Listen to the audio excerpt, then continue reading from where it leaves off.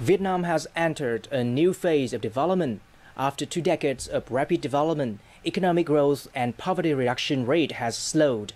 As a result, the government has recognized the need to develop new strategies to maintain growth as a low-middle-income country, with official development aid or ODA set to fall in the next 5 years. So what measures should Vietnam implement to overcome these challenges? In this week's close-up, our reporter Haoliang has spoke with the director of the Regional Bureau for the Asia and Pacific at the United Nations Development Program, Haoliang to find out more. But first, let's take a look at the following clip.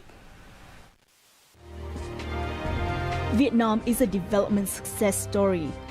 Political and economic reforms, or đổi mới, launched in 1986, have transformed the country from one of the poorest in the world, with per capita income around $100 to lower middle income status within a quarter of a century, with per capita income of around $2,100 by the end of 2015.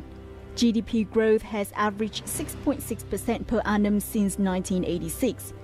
Vietnam is thus among the fastest growing economies in the world, but at the same time, the nation is among countries receiving the most official development aid, or ODA. With Vietnam being a lower middle income country, the source of ODA is set to decline, with fewer concessional loans offered by development banks.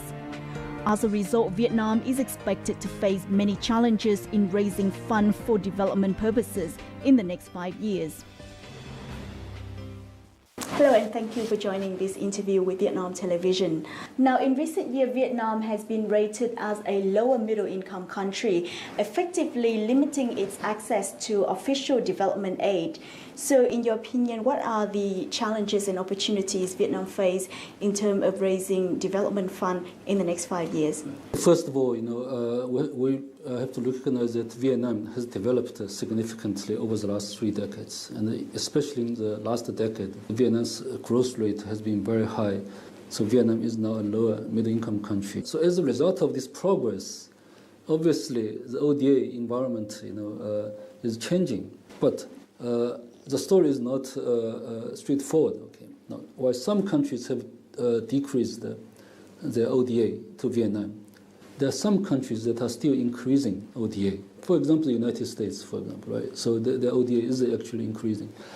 But overall, the proportion of ODA to GDP has declined significantly. Okay, that's the reality. What are UNDP's recommendations to help Vietnam overcome the challenges ahead? I think first of all, obviously, you have to use very well the ODA that you still have, right? ODA still accounts to 2.5% of the GDP. That's quite significant, right? And so what we need to do is to increase the efficiency of their use. Right? The second question is, I think inevitably Vietnam has to, rely increasingly on domestic resources. The government revenue is increasing every year at about 10% a year. So now the question is, how do you invest this more efficiently? How do you balance, investment in areas that stimulate the growth?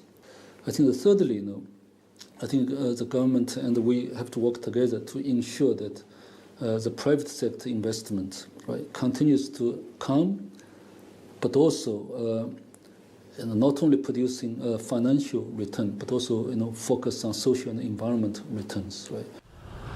Vietnam still faces some major challenges in using development funds effectively. Development finance will be more limited. That requires government to improve efficiency through the use of public investment and focus more on how to use public investment and public revenue to stimulate growth and enhance private investments. As UNDP's Regional Director for Asia and the Pacific, what lessons from other regional countries in terms of raising development fund can you share with us? Every country has a different situation, different context. So Vietnam, you use a lot of, domestic bonds, right, for raising financing, right? But for Vietnam, you have a challenge because your public debt ratio to GDP ratio is already fairly high. So I think that it seems to me that the space for doing that is rather limited, right?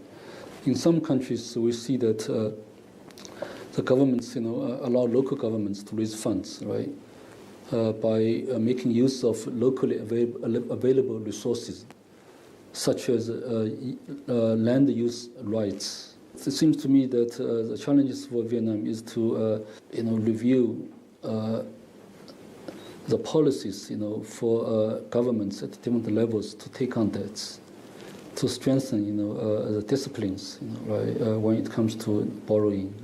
So what role does UNDP play in terms of helping developing countries like Vietnam raise funds for its development objectives? I think specifically for UN, we can continue to help with the ODA. Right? We can now increasingly leverage climate financing, which is a new source of financing. Right?